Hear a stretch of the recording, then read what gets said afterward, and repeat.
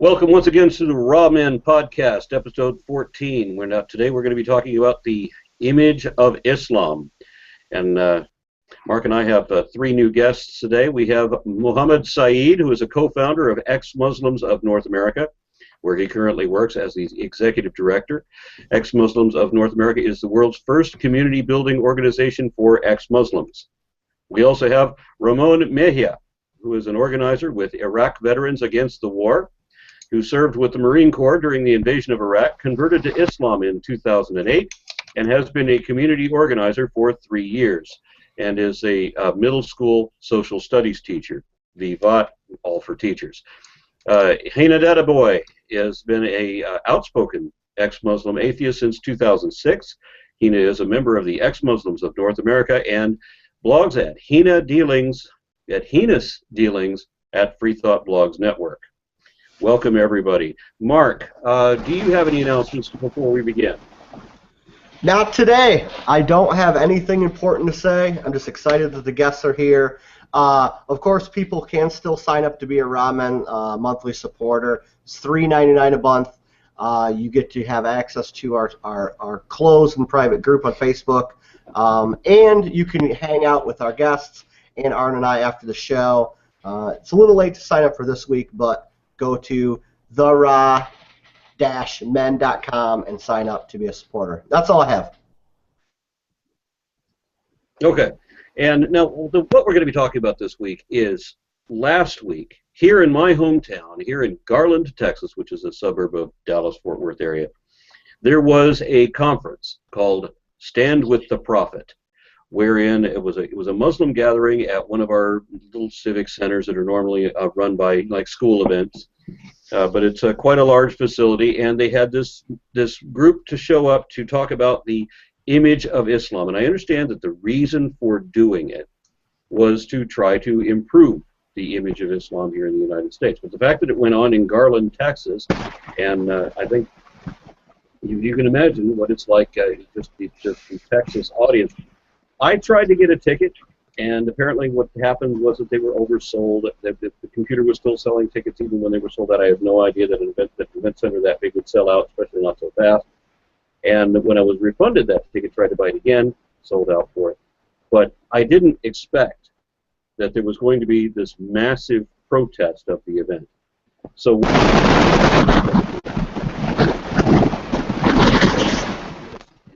I had no idea that they had this, like 1,000 people show up to protest this event, including at least one guy that I recognized as protesting some of our atheist events. He was at Reason Rally and a number of other places in California. And that. I'm trying to figure out how this guy manages to fund going all over the country to spread hatred and intolerance wherever he goes, but that seems to be his job. So, as I was not, I contacted a number of the event organizers and also the Council for American-Islamic Relations to get somebody that had been at that event to talk about what went on, about both in the event and outside at the beginning. And this is the reason we brought in Ramon. Ramon, what can you tell us about that event, please? Thanks for having me. Can everybody hear me? Yes. Yeah. Okay. I was called by a fellow community activist about the news that there was going to be protesting the event. So we decided to do kind of a counter protest, one that promoted tolerance and interfaith dialogue rather than going to spew hate or to kind of put pressure on an organization or on a group of people to express their freedom of religion. So we organized what was called the One Love Rally, kind of went in solidarity with Muslims, and also kind of the theme that we used was Bob Marley and his spirituality that was very strong in his music, but also this idea of trying to unify two people that are opposing one another. So when we organized it, it was kind of a last-minute thing, about 2 days before the actual event. And then when we showed up, we figured only a few people were going to show up, and it was roughly about 100 or so supporters. We had Muslims, Christians, Jews, atheists, agnostics. There was a lot of friends that I have in the activist community that are focused solely on political work, but they ended up showing up and supporting us. And then you have hundreds of unrolling people. You know, they were looking there to fight, and were looking to pick fights. They weren't talking about dialogue. They were simply just, you know, get out of our country, go back home. And, you know, I was kind of responding like, where you want me to go back home from? I'm from Oak Cliff. I'm from Dallas. Like, so yeah, there was a lot of hatred that was being spewed our way. It got kind of real tense a couple times where there was some shoving and pushing. But for the most part, everybody went home healthy and safe, and with a better understanding of where people are coming from as far as their disagreements with either Islam or those that are supporting interfaith dialogue. Well, we're going to be talking about what went on inside the event a little bit later, but right now I want to talk about more about what went on outside the event, because as I said, I don't know how I didn't expect that I was going to have a whole bunch of trailer trash show up and try to protest this event. But there was people there that, as I said, I recognized as having protested my event, so it would have been great if I'd been there, because I would have thought that, you know, as an atheist at a Muslim conference where I have people there that are protesting both the Muslims and me, that I'll have an opportunity to just confront everybody there, and this would have been a good time for me. But I was a little disturbed at... Yes, Heina? Well, I was going to say that I wasn't necessarily surprised, because I once went to a charity event for orphans. It was literally a fundraising event just to sponsor orphans through Islamic Relief. And these "you're going to hell, Muhammad is a liar" people showed up and were very hateful and very confrontational. And this was literally to help orphans and for no other purpose. So I don't know if I'm necessarily... And this is in Southern California, a very diverse area. So I'm not necessarily surprised that a religious conference or event in Texas would be protested against. It's disappointing, but it's not necessarily surprising. I was very disappointed with the type of people who were there, because they reminded me too much of people that I have in my own family. And then if I'm racist against anything, it's my own background, because when your accent is too redneck hillbilly, I have to wonder, do you hear yourself? Do you know what you sound like?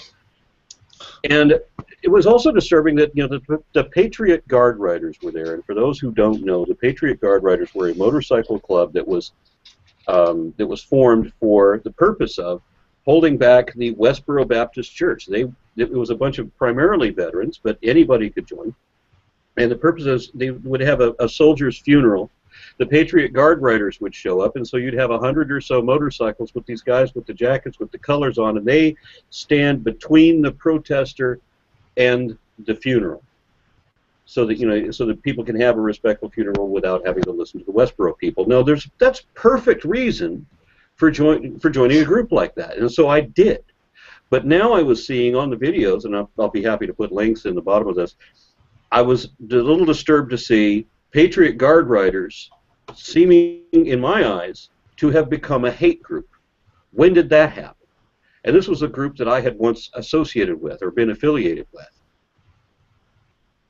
Yeah, I mean, it was interesting. Like, I noticed people, because I had attended in Rockwall the KKK rally, or you know, and there was people that I saw there at the rally that were, you know, obviously against us, against the Muslims and our allies that are right there in the One Love rally. But it was interesting because, I mean, I'm wearing my Iraq Veterans Against the War shirt. There's a lot of seemingly what are, I guess, veterans on that were protesting the event who had either their cami blouses, or they had a baseball hat that said, you know, U.S. Marine veteran, or Operation Iraq War veteran, or so forth.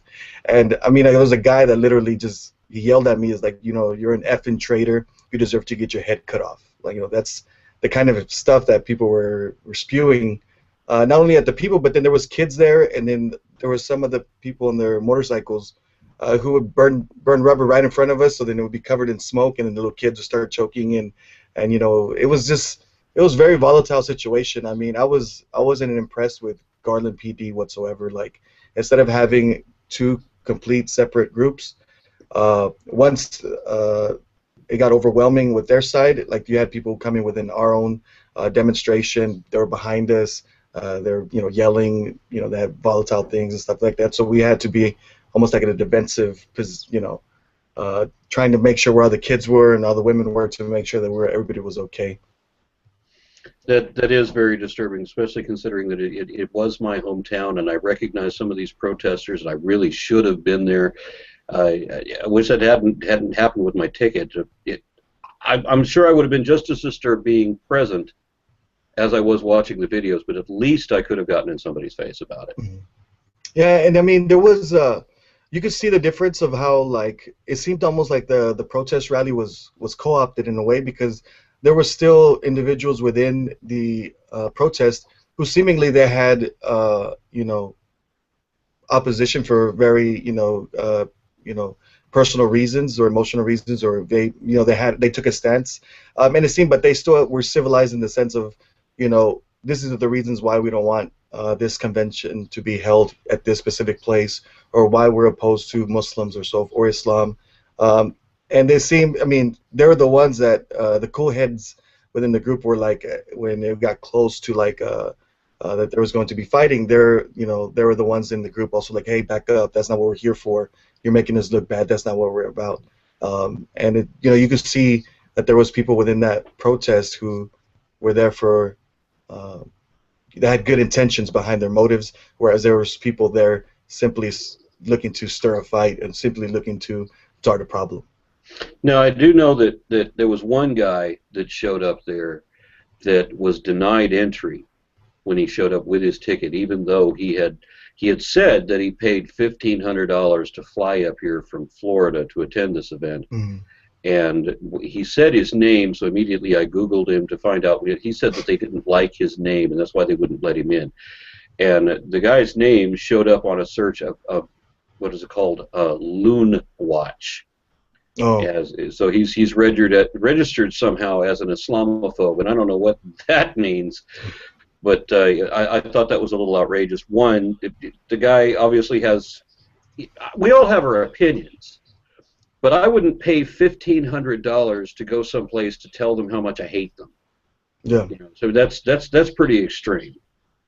But I also don't think, ironically, that it was fair that he did that and then wasn't allowed in. I don't know what the suspicion was. What did people think he was going to do that he wasn't allowed into the venue? I appreciate that they wasn't welcome. That's obvious.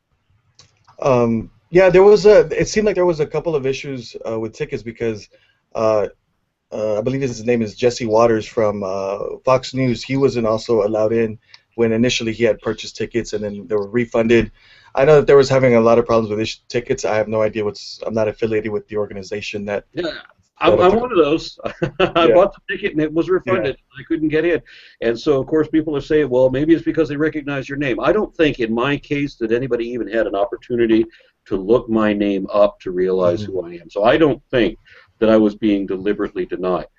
But because I never even got a ticket to print out, or this wouldn't be an issue. Yeah. But this other guy had a ticket in hand. So he'd made a further step than I did. I had my computer timed out, said he couldn't give me a ticket, and then later the event organizers said that it was because they were already sold out, and that was causing a computer glitch. I noticed that Fox News was there, and I knew that couldn't be good, because when is it good to have Fox News covering a Muslim event in Texas? Mm-hmm. Yeah, actually, I ended up doing an interview with Jesse Waters. Spoke to him for probably about 20 minutes, and then it was maybe like 5 seconds or so that actually aired. But there seemed like there was a lot of issues that the organization had, and it's something that they need to work on, because obviously not allowing people to attend a conference, or if they were selecting people not to attend, or they had problems with their tickets. And overall, this convention or this conference was to be about PR for Islam here in the United States.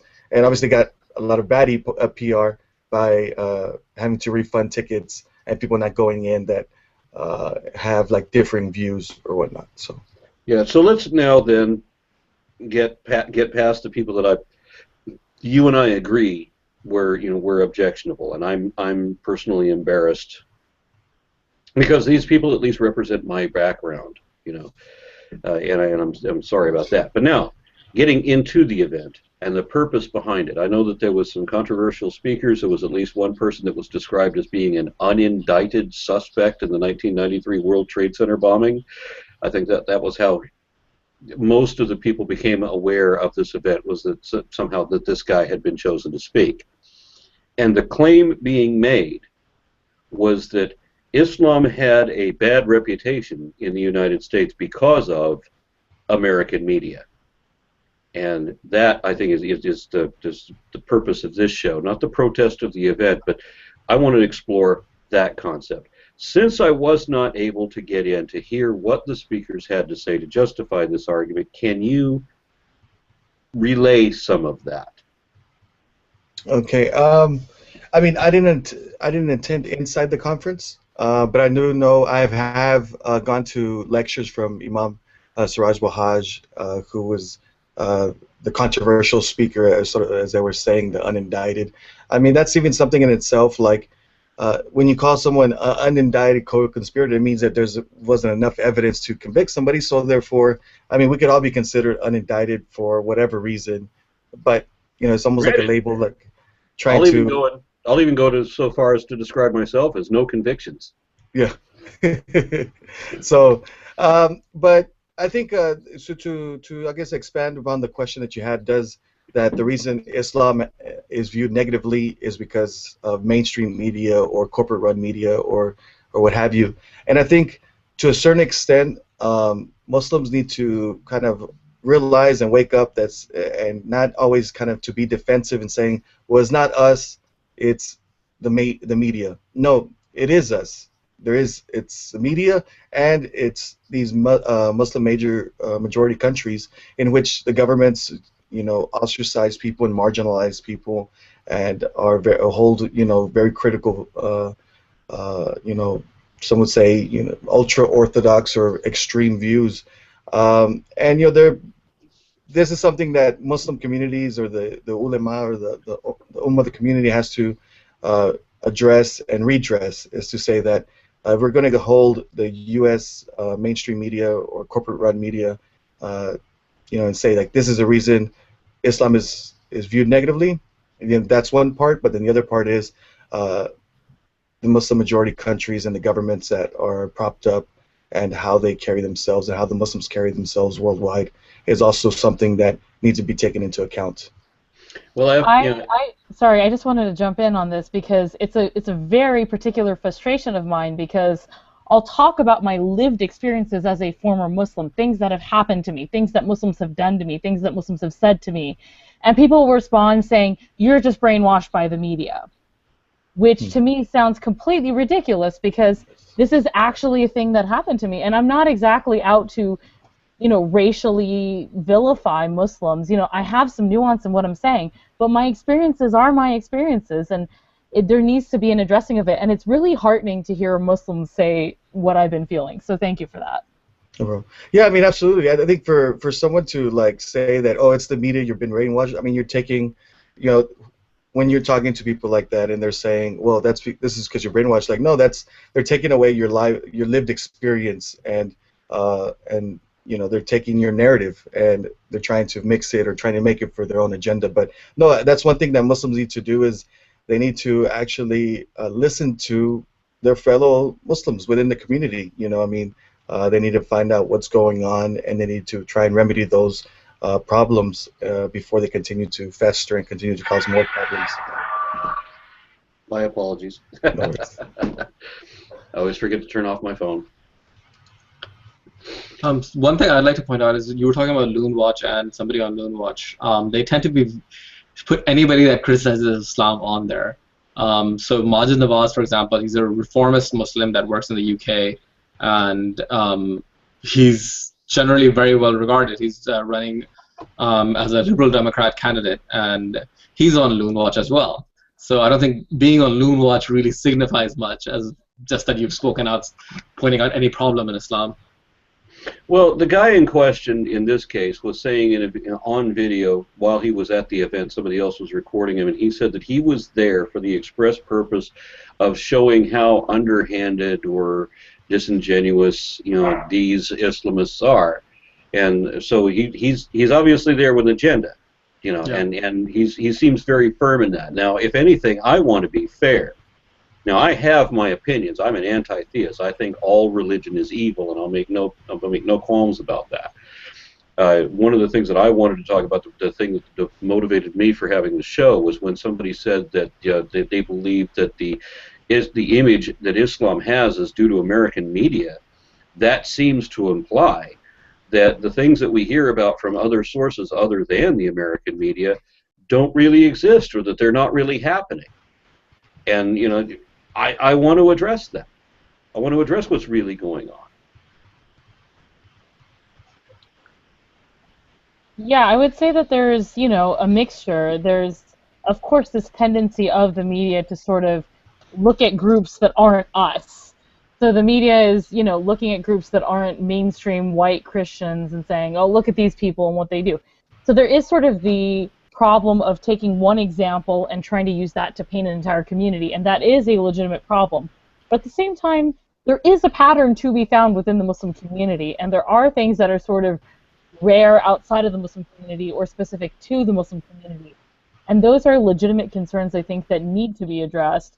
So it's this thing I do where I get everybody to disagree with me. That's what's happening. I think that's true of all ex-Muslims generally. Everybody hates us. Where I'm like, okay, so this is true, but this is also true. Let's have nuance and discussion, but no one wants that. Yeah, now, I have the same problem with Christians. I really try to get Christians to pay attention to what's being broadcast on the Trinity Broadcast Network. Why don't they pay attention to what's being written in the Chick Tracts or what Pat Robertson said yesterday? But I can't get the Christians to pay attention to what the radical fringe is doing, who is actually leading their movement. And I find that, whenever you come up with somebody that does something atrocious in the name of Christianity, like the Murrah Federal Building, you have this guy McVeigh who blows up the building, and he's part of the Christian identity. Well, he's a Christian terrorist. You can't get a Christian in the United States to admit that there can be a Christian terrorist. We have history books in Texas right now that say that all terrorism stems from Islam. So it's not even possible for there to be a Christian terrorist. And I can't get the mainstream Christians to understand what the radical fringe are doing.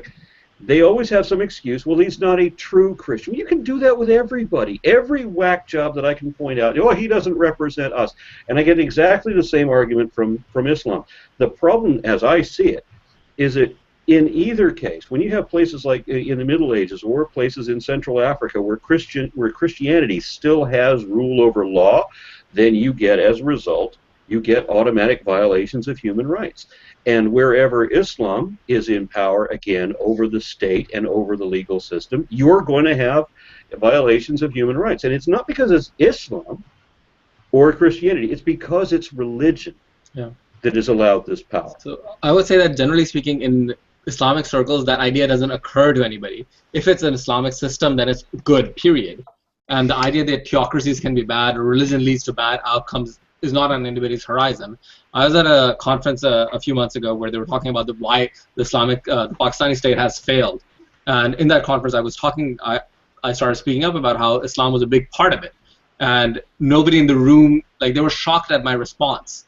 And a few people were angry that I could say that if Islam had stuck with the original vision, so the founder of Pakistan was a secularist, and if they had stuck with that vision, this wouldn't have happened. Over the first 3 decades, it was completely destroyed because over time it became closer and closer to the theocracy to where we are now.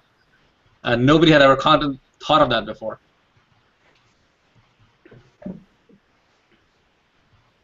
No. Yeah, there is, I would say, this belief, even with quote-unquote moderate Muslims who have... I hate that term because no Muslim's going to call themselves a moderate. They all want to be the most religious, right? But so, no Muslim... Sorry, yeah?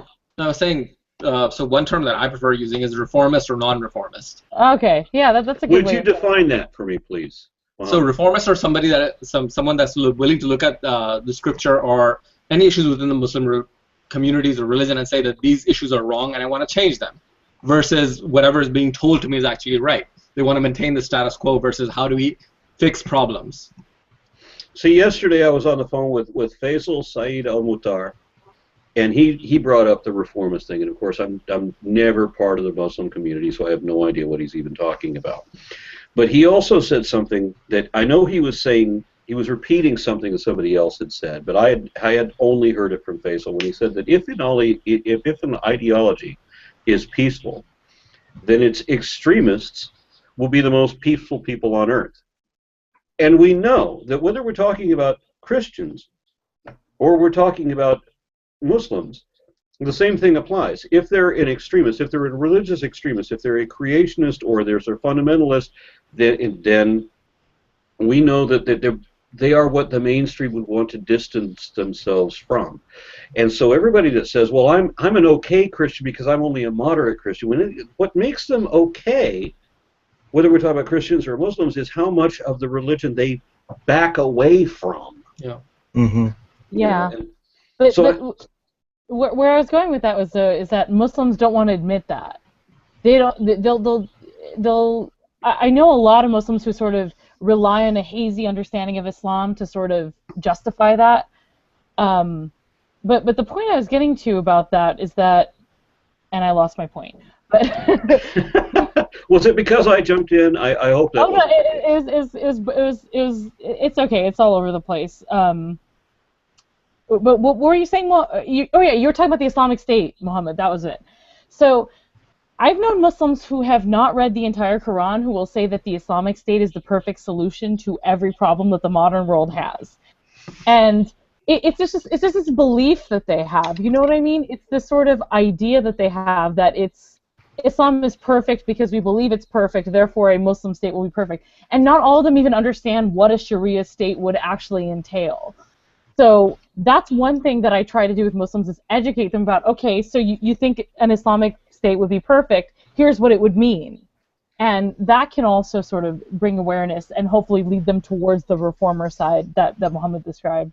Yeah, and while Christianity really wants to go off about how bad Islam is, and I would argue, for my own reasons, how bad Islam is, they want to talk about things as if they're pure in themselves, as if they don't have people from the Chalcedon Institute who want to establish a government that enforces Levitical law. Do you have any idea how bad enforcing the laws in Leviticus would be? Mm-hmm. Everything I've heard about Sharia pales compared to enforcing Levitical law. Seriously? A capital death offense for working on weekends?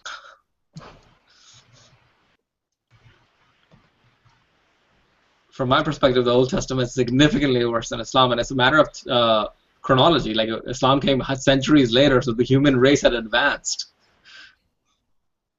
Right. Now, I do have lots of specific problems that I would want to bring up. If I'm going to be talking about Islam and my problems with it, they would be things about the different types of sacrifices where and again, I don't know if this is media or if this is stuff that you can't trust that I'm seeing over the internet, but, where they show animals being, like, tortured with darts or knives being thrown at them until they die, and this is supposedly make them halal. I don't know where else. What? Okay, no. That's okay. not true. Oh. I have actually, my dad is super into slaughter, you guys. I'm glad somebody knows what I'm talking about here, because that was an atrocious video. The sacrifice, the qurbani, as Desi Muslim calls it, or the zabiha, as the Arabic term is, I have been around it since I was 2 years old. I was 2 years old when my dad took me to the farm to watch it happen. It's not torture. It's a direct hand-applied knife to the throat of the animal so it dies instantly, and then all the blood is drained out. That's what halal sacrifice is. It's not.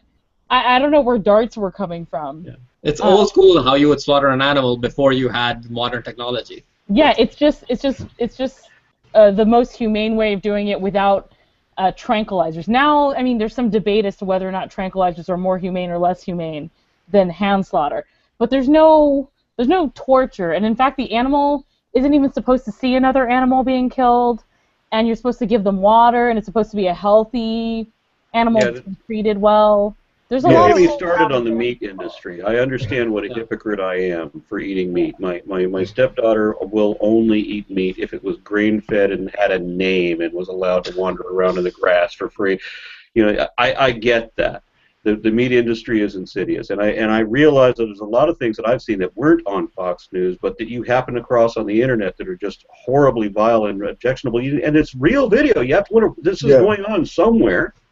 Yeah, I mean, that's something that even myself when I first became a Muslim was like, you see videos, and obviously there's the idea, okay, what is to actually have a halal slaughter, what it means to actually take care of an animal, make sure that no other animals are seeing it being slaughtered, make sure that it's comfortable and so forth, kind of it's a lot of it makes it very personal, you know it, you know incident, or kind of like task that you take.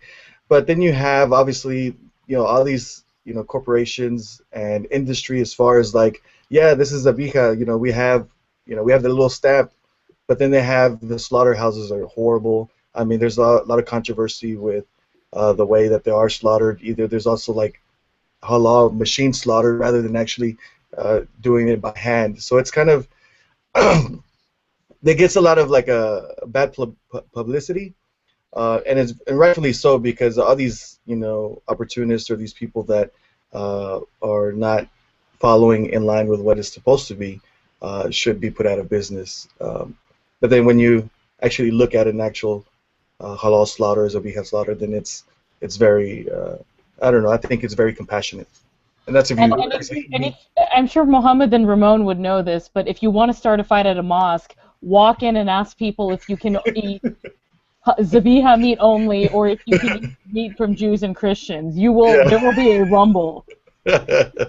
Yeah, that's yeah. There's always a talk and conversations, and like, well, can I eat this? Can I eat that? And that's the thing that even like myself, I'm Muslim. I converted to Islam. My son is Muslim, but then my wife is Catholic. My daughter's Catholic. My entire family is Catholic besides me and my son. So, we live in a part of Dallas in Oak Cliff that there is no halal market nearby. Maybe the closest one is Irving or Richardson, or it's like 30 minutes away. It makes it very difficult for me to be able to drive, and when I need to get some meat, to drive all the way to Irving and all the way back and so forth. So even I've had to make that kind of compromise and understanding. Okay, look, if it's available for me to eat halal meat, then I will, or zabiha meat, then I will. If not, then I'll eat halal meat, meaning no pork, and my wife cooks it, or I cook it, and I just get it from your local deli, and that's about it. Okay, so as an atheist, I'm really curious. If you were to tell me that you were the same as the rest of your family and you were Catholic, I would have to say why. But then when you tell me that you're converted to Muslim from Catholic, I still have to say why. I mean, it's just to me, when I talk to people in my own family who still are religious, and it seems that they use their religion the same way that they use their appreciation for the Dallas Cowboys. They'd like put everything up for the Dallas Cowboys. They have their children, their babies, newborn babies dressed in Dallas Cowboy stuff. It's like a cultural thing. Yeah. But we're talking about something different. For me, the only reason to believe something is not that your family believes it. It's not because you were raised in an area that endorses this idea. The only reason to believe anything is because it is evidently, at least probably, true. And you shouldn't make it your identity what you believe, because you might find out better, or you might know something more tomorrow that may change your mind. You should leave that possibility open. Mm-hmm. So if I may ask, if I may pry on that, why would you actually believe in either Islam or Catholicism? What convinced you to change your mind? Yeah, for me, converting to Islam was obviously, it came from my experience of being in Iraq. I was raised Catholic, but I wasn't devout, or I didn't practice. I went to church when they told us, my parents told us. It was very kind of like whatever. I was really kind of just iffy about religion altogether. So when I went to Iraq as part of the invasion, I got to see obviously a lot of horrific things. It tested me as far as my psychology and my mental state of the things that we're actually seeing. So while I was there and seeing, men, women, children that were injured, seeing that what was essentially unarmed civilians that were hurt. That's something I began to question. Why are we here in Iraq? So it started from a question of what are we doing here in Iraq as part of this effort of democracy or whatnot. And then I started a question. Okay, what do Muslims believe? Because there was always my buddies that were in the Marines were like, man, they hate us. They hate the way we think and the way we are. They hate our freedoms and so forth. So even then, I wanted to question, okay, who are Muslims and what do they believe? What is Islam? So I left Iraq with that question of me wanting to identify or me understand what Islam was about, what are Muslims, and why did we go to Iraq. After I came back, I had a lot of psychological problems. I had some physical problems that forced me out of the military. And then I was kind of lost. I was on drugs. I was alcohol. My friends were from a very rough neighborhood, so I was out of partying with them and out, and so forth. And so my wife joined the Air Force, and we ended up moving out of town back to Ohio. And in that process, I started going to community college. I was suffering still as far as with depression. And then I took a Western religions class where it was Christianity, Judaism, Islam. And it brought me back to that question of, okay, why did we go to Iraq? I started to brought back around that circle of me wanting to learn about Islam and who Muslims were. So then I just started going to the mosque to ask those questions that I had, to start learning more about the religion itself. And in the process, I was able to find a somewhat, I guess, peace in the sense of I wasn't no longer worrying about or having to deal with depression as a result of my activities in Iraq or me being in the military. And I guess I had a focus that I hadn't had before. And Islam did that for me. So for me, my acceptance into Islam was trying to attain inner peace within myself and trying to better understand the world that I live in. I thought that Islam was the perfect vessel for that for me. Okay, but I don't know that you're going to understand what I'm going to say about this. Mm-hmm. But whenever I talk to somebody who expresses why they became whatever religion, and usually it's Christianity or the people that I'm talking to, very often they start the conversation by telling me how they were involved in drugs, mm-hmm. and how they were disoriented or whatever, and then they come to this, whatever, it's a community, it's a clique, or it's a church, whatever, and they feel a sense of belonging or whatever, and mm-hmm. so they start to write their life. But never do they ever give me a reason why they should believe, or why I should believe, that there is a God, mm-hmm. and why this religion is more accurate than this one. Never does that ever happen. Mm-hmm. It's the best I ever get is, well, it's true for me. Mm-hmm. And you can walk away from that and find other reasons that will also help you be off the drugs and find a better focus in your life. You don't have to imagine that there's a God. And so this is the thing that frustrates me when I deal with believers from any religion, is they never give me a reason why anyone should believe that a God actually exists. But mm-hmm. I didn't want to talk to you about that. I wanted to talk about the larger issue about the image of Islam, and whether it's based on the media or whether these things are really happening. Just real quick, it's when you were talking about your experience in Iraq, it made me think about why I became an atheist, actually. I was in the military as well. I spent 13 months in Kuwait. I spent some time in Dubai, in Doha, Muscat. So I went around in the Middle East. And being raised Protestant, admittedly very loose Protestant, believing in God and believing in Jesus, but not being super devout, but believing that that was the right thing, and then going to the Middle East and seeing all these people that believed just as much as me, if not more, most of them more, that their life path and what they believed was right, that was what started causing me to question, and that started me down. Everybody can't be right. Mm-hmm. Everybody, all these people are so sure, it just started me along the path of how can everybody have the answer when the answers are so clearly different, and that dropped me off in the I don't think any of these people are right, and I don't think God exists. So it's interesting how experience. I mean, I was in the Navy, so I did a lot of like harbor defense and things like that. So I wasn't actually on the ground in the war, so I didn't see a lot of the things that you probably saw. But the culture, seeing the culture and going down a similar line, it's interesting how we both ended up in different spots. Yeah. So if I can hop on, one of the big things in Islam is prayer. Like you're supposed to pray 5 times a day, and we were having a conversation among ex-Muslims where somebody was saying that they still like to pray. They know there is no God. They don't believe in a God. They're atheists, but they still like to pray because they feel at peace when they're praying.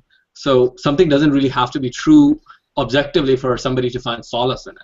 Somebody can, like what you were talking about, become an atheist or become a Christian or become a Muslim or something else that allows them to become better. So truth may not even factor into that. Yeah, and see, that's where my position is. If it isn't true, then it's worthless. The only way that I can verify, or the only way that I can gauge the value of a statement is in how true we can show it to be. And if you can't show that it's true at all, then it has no value at all. I don't know. I mean, there are plenty of sort of ritualized myths that everyone engages in every day. I mean, I'm not saying religion is it's on a different level, but what I'm saying is it's pretty demonstrable that communities, even communities built on what we, except for Ramon, of course, might see as a false belief, they have demonstrable value to those people. And I'd like to think that we can build community and do meditation and whatever else without those beliefs, but right now that's kind of what we have in the world, which is valuable practices built around unobjective belief, if that makes sense. Yeah. Now we have to talk about if we're going to talk about it all about the religion, about how Islam's image is or is not affected by the media. We have to talk about the things that we're hearing from the media about how Islam condemns to death homosexuals. I mean, Ramon, is this true? Does this actually happen? Does it happen around the world? I mean, I've seen lots of stories where it does happen. Now the implementation of a punishment, that's something that I have no clue about. I know that obviously the fuqaha are those that that pass down that that judgment, that they do that in countries like Saudi Arabia and these other countries that have either a mixed system of Sharia, of classical Sharia implementation, and like some other kind of institution. I would go with the idea that any and all like punishment that's like putting someone to death or something like that, that there has to be some kind of like stoppage of that, because obviously the implementation of it is not done correctly. I mean, these governments that do implement this kind of punishment are hypocrites. These governments that implement these kind of punishments, they themselves are doing dastardly things behind the veil and so forth. So I think that there should be some kind of like what do you call it, moratorium on something like that. Okay, so Ramon, if the governments are perfect and legitimate 100%, they never did anything wrong, does that make it okay to kill somebody for their sexual orientation? I have no idea like that. As far as that's, I mean, I have to object to that answer. What do you mean you have no idea? How can it be justified under any circumstances ever at all to murder someone because of their because of their sexual orientation? How could that be justified in any circumstances? Yeah, hold on one second. I was about to actually speak and you kind of cut me off. Yeah, I don't know. I mean, I would like this is the thing. Should the implementation, should there be killing of homosexual or trans or lesbian or gay, of the LGBT community? Absolutely not. That's my belief, that that there should be no punishment like that, like as far as put to death because of someone's sexual orientation. I don't believe in that. That's something that I disagree with. But that's also not what the majority of Muslims think, and that's something that has to be redressed and has to be looked at in a a sophisticated kind of critical understanding to try and find out what's the best course of action. But for me, the course of action to actually kill somebody because of their sexual orientation, then a lot of my friends would probably be killed, and that's not something that I'm allow happen. Well, that's a very good answer, and it was also an unfair question, and the reason that it was an unfair question is because we have lots of well-known and popular religious extremists here in this country who are Christian, who also advocate that homosexuals should be killed or have some other horrible thing done to them. So that wasn't fair to isolate just for Islam, because if Christianity had their way and were extremist as well and had right of rule over law, then they would be doing the same thing. And they actually are in Uganda. Yeah. It's already, and that's America's fault. We're number one. But I just wanted to get back to this question, because when I was a Muslim, I was suppressing my queer side entirely. I was in denial. But I had gay friends, and my justification was essentially that, oh, they're not Muslim, so the law doesn't apply to them. That was my really try-hard way of figuring it out. But I mean, Ramon, I can't disagree with you that you shouldn't put people to death for their sexual orientation. But I guess I wonder why you would call yourself a Muslim and still believe that, because that seems very fundamentally at odds. I mean, that's something that, as far as like fundamentally at odds, like when someone says that, where does it say? I guess I'd have to actually look at where does it say that homosexuals are supposed to be killed, Hadith, not weak ones either.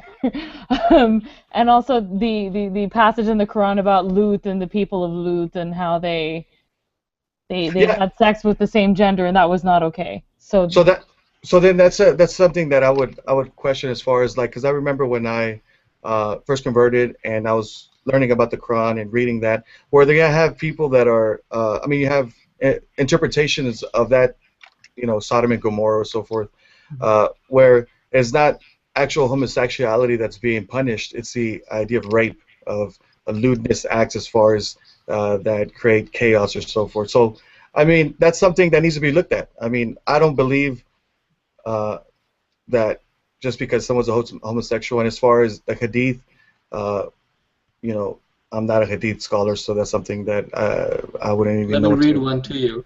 If a man who is not married is seized committing sodomy, he will be stoned to death. Mm-hmm. And in the Quran, it doesn't say rape. It says you turn your desires to other men. It's not rape. Rape is actually never condemned in the Quran. Rape isn't illegal in the Quran either. Yeah, it's not. It's extramarital sex that's punished. For women especially. Men, whatever. There's a lot of leeway for them. They can have slaves, they can have mistresses, concubines, you name it. But same with the Bible. Yeah, exactly. Yeah. So I would say Islam is very similar to Christianity and Judaism. There isn't that much of a difference. There's slight edge cases where they're slightly different. The difference is, as you were saying earlier, is state power. Islam hasn't gone through an enlightenment where other religions have. They still have state power where people can enforce their religion on everybody else. And I guess part of my problem is, as a queer ex-Muslim, I talk to nice Muslims like Ramon, and they're all saying, oh, I don't believe in this. But then every other Muslim is saying off with her head. So I'm kind of in a tough spot here, What am I supposed to do with that? Yeah, and then I have to bring up something, too. Is that people ask me if I'm ever going to come to the Middle East. Well, what would happen if you're a recognizable, outspoken atheist and you end up in some Middle Eastern country? What's going to happen to me? You're probably better off than me or Muhammad, I'll tell you that. Actually, that's very, very true. You're an American, it's okay, whatever. Brown people, I've gotten that if I were to go to at least one of the more progressive Islamic cities like Dubai, then because if you're not born there, then there are different laws that apply to you, and that's another concept that throws me. But I mean, I don't understand how anybody, and including God Himself, how does anybody judge somebody based on what they do or don't believe or whether they believe? To me, that whole system of judgment seems completely unfair, and I don't understand why people don't recognize that. But then also, I don't understand why people make their beliefs a part of their identity.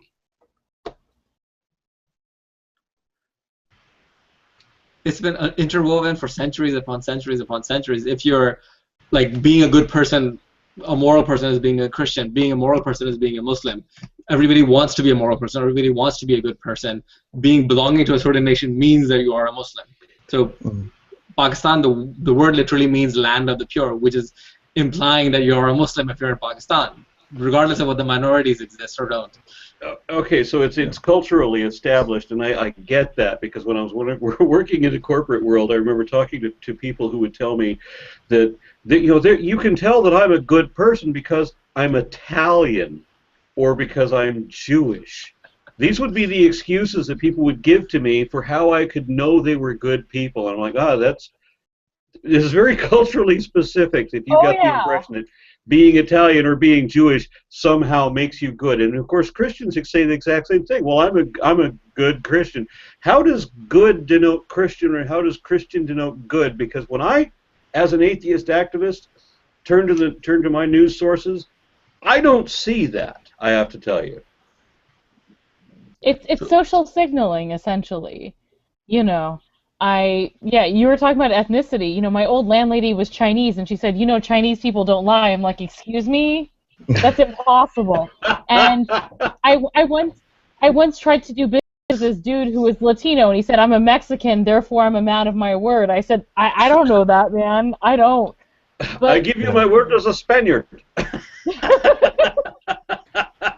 No good. I've known too many Spaniards. It's similar in that way. And to tie this together with the Islam thing, though, I have a lot of relatives who do not particularly act Muslim. They're out drinking, partying, smoking hookah. All of them have had premarital sex, probably. And yet they claim to be Muslims because that's who they are. That's an affiliation they're claiming. More than anything to do with their beliefs. I know why Heina added the word probably, because she realized that somebody was going to catch this show and they're going to confront her about the specific relative, and then she needs to have an out so she can say, well, I'm not talking about that one. Hush. I mean, yeah, absolutely. Like that's something that, I mean, even in my own family, like, there's people that are, they consider themselves, very conservative Catholics or devout Catholics, but then they don't act very Catholic-like or whatnot. I mean, the only thing that I could say is that there's a lot of issues that need to be addressed. That Muslims need to, to question themselves, and they need to ask, and need to find out, and need to, have these discussions, because more than likely, and this is from like all honesty, like most Muslims wouldn't come on the show and talk with, former Muslims or ex-Muslims or so forth, simply because of whatever way that they grew up with. But me, I grew up a certain way, and I mean, me questioning my place in life led me to Islam, and I'm going to continue questioning, and it might lead me somewhere else. I have no idea, but just to go back as to why you thought that I became Muslim, and that's because that's the way I knew how to find peace. I mean, if I wouldn't have accepted of Islam, then I might not be here. Well, I appreciate that answer. Of course, you understand why that wouldn't work for me, but I understand how that works for you, and I am very thankful, by the way, if I haven't expressed this before, that you did come onto the show. I want to express my gratitude for that, because I had some trouble, I'll admit, over the week or so that I've been contacting different Islamic agencies saying, I need somebody to come on the show to talk about this event and talk about these things, and nobody would get back to me. And a few people had told me, well, you're an atheist show. We only want to talk when we're going to be in a friendly and you've mentioned on your blog that this is not going to be a friendly conversation. I'm like, well, it can be. You know, when I talked to Hamza Sortis, who's an Islamist in Ireland, he got on my show and told me that the most humane way to deal with an apostate was to cut their head off. Yeah, that conversation went south really fast. Mm-hmm. And I can understand why somebody that maybe endorses that kind of thing wouldn't want to come on, but you didn't express that you endorse that kind of thing. And you did express that you might change your mind later and maybe going someplace else. That's great. Thank you for that. Yeah. I would rather people be open-minded to, you know, maybe you might be wrong about whatever you believe today. That's important to me. One other thing that I have to mention before the show ends, and I know we're already coming to the end of it, but we did start late, so this gives me an excuse. Raif Badawi, the guy who was sentenced for insulting Islam. Now, we should talk about Charlie Hebdo and everything, but I think everybody else has already done that. So let me talk about this other guy who tomorrow is supposed to face another series of lashes because because he insulted Islam. He is to be lashed every Friday. Can you speak to me about that? Is this only coming from the media? Is this part of the bad reputation that Islam has? The judgments made like this. What would you say? Your answers so far have been good, and I want to hear what your answer is to Raif Badawi. I mean, just look at the country that's committing this act. You know, Saudi Arabia. I mean, it has one of the most horrific human rights record.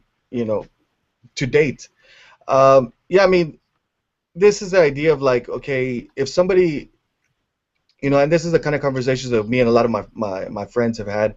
You know, if someone disrespects Islam or disrespects Prophet Muhammad Sallallahu Alaihi Wasallam and so forth, then what do you do? And, you know, is there a punishment or so forth? Like, to me, it's like I could care less what people say about Prophet Muhammad Sallallahu Alaihi Wasallam or what they say about Islam, or they disrespect Islam, because to me, in my opinion, Islam holds itself up. The life of Prophet Muhammad Sallallahu Alaihi Wasallam holds itself up as far as to critique. You know, I'm not gonna be able to defend, you know, someone that's already passed. Their life, you know, speaks for themselves. So obviously, this heinous punishment of being, you know, lashed every Friday for, I don't know, something like 30 years or something like that. I mean, as which Muslim in the right mind would think that that's okay? Muhammad did, basically.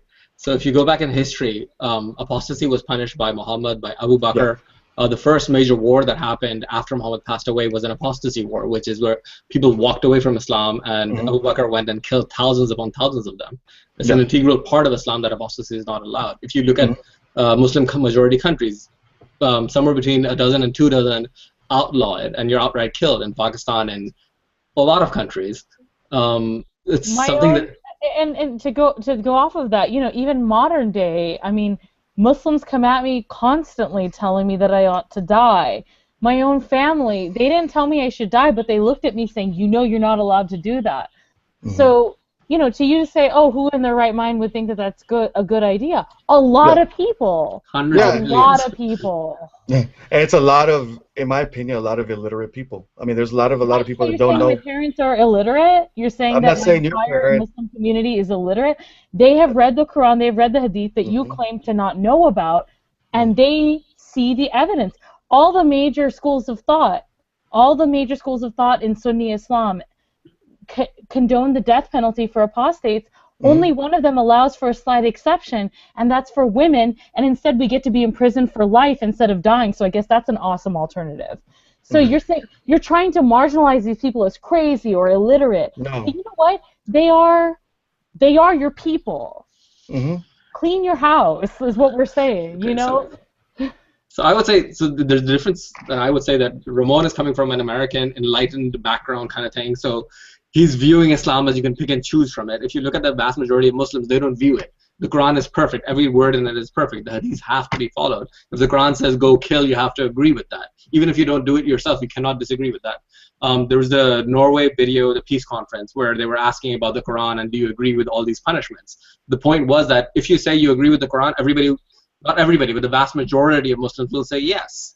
Because it's in the Quran itself, it says that this is will never be changed, and God guarantees that this will be unchanged and perfect. Yeah, And, let's you know, let's make a comment about that, if we can, because we mentioned this video, and I forget the guy that was doing it, but there was some kind of a conference in Norway where the guy addresses all of these Sunni Muslims and asks if they all universally agree that whatever the Quran says, whether it's the death penalty, whether it's stoning, whatever, that is the best punishment available, right? And he mentions a few other things, and of course everybody in this room had bloody well better raise their hand that they agree, right? And you could see that right in the front row, there were two women wearing jeans who looked at each other on the question about whether women should sit separate, and they're sitting with all these men, and they're looking at each other quizzically. You can tell that there's some manipulation going on in this audience. I realize that not everybody believes this same way, but they're being manipulated to believe this way. And Ramon, I realize that you were raised in the United States. You have a different perspective than if you had been, from birth to 7 years old. If you'd been fed a different kind of ideology than you were, maybe you would have a different perspective. But in all fairness, when I asked for your organization to provide someone to be on my podcast, I did ask for a reasonable person, because I've had people like Hamza Sortis on my show. I know who to call. If I want to get somebody on my show to make Islam look like a rabid bunch of psychopaths, I know who to speak to.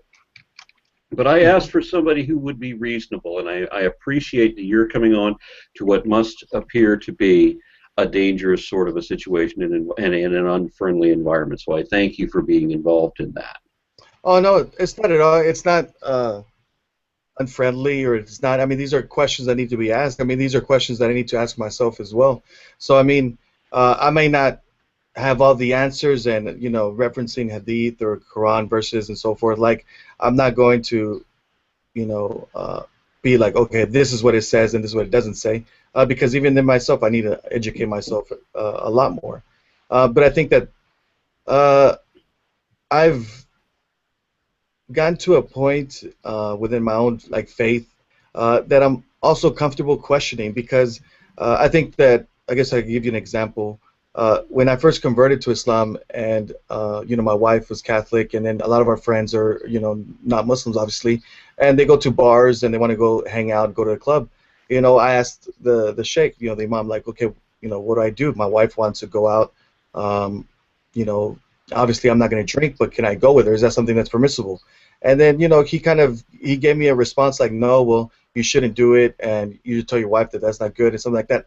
But then within myself, I knew that that was something that was, not right in the sense, because I mean, I've been married to my wife since I was 17 years old, and there has to be some kind of compromises. So that's something that I think I learned early on, that there are compromises that I make within myself, just simply because of who I am, and whatever boundaries that people set, whether it be the Quran or the Sunnah of Prophet Muhammad Sallallahu Alaihi Wasallam or the Hadith, that for the most part, for me, I know what's right, and what I know what's right in my heart, and I'll follow that. And I'm not going to let nobody decide for me, Very good. I want to thank you for that answer. And for anybody else that wants to contribute, that listened to this show, that thought that I didn't come in hard enough, perhaps, if you want to address this later on, if you want to be on the show later on, if you have a suggestion of somebody that I should speak to later on, I'd be welcome to listen to those arguments. The reason that I wanted to have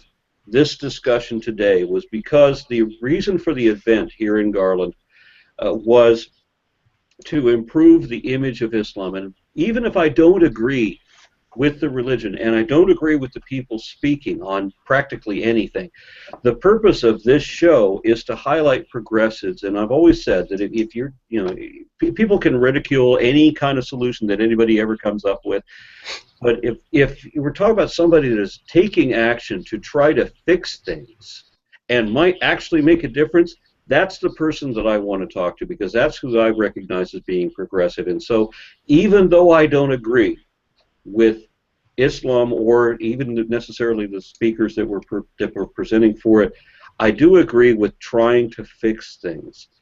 and making an earnest effort to do that. And so that's why I wanted to talk to these people. I will go ahead and close out unless anybody else has any closing statements. I'll allow you all to speak. Mohammed? I would like to thank Ramon for actually going and doing the counter protest. One of the big things that happens is when bigoted people show up, that further marginalizes the community, regardless of what problems exist within Islam or Muslim communities that they are unwilling to challenge. Bigotry coming from the right makes it harder for anything to get better. Heina? Well, yeah, I wanted to add to Muhammad's thanks to Ramon, and also add that, you know, it's all very complicated and nuanced, y'all.